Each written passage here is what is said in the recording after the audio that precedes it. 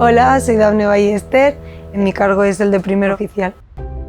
Mi primer embarque en Balearia fue en el 2015. Cualidades para estar en este puesto, yo creo que es importante tener liderazgo, intentar siempre empatizar con la gente, hacer que todo el mundo se sienta a gusto y ser constante. Maestra, ¿me recibes?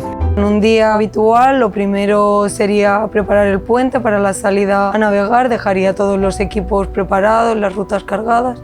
Una vez finalizada la carga, cierro rampa y ya me subo a la maniobra. Los valores de Balearia con los que más me identifico es el compromiso con el medio ambiente, instalando motores que funcionan con gas. Buenos momentos, el ver el mar, ver un amanecer o un atardecer, eso para mí es la parte que no está pagada.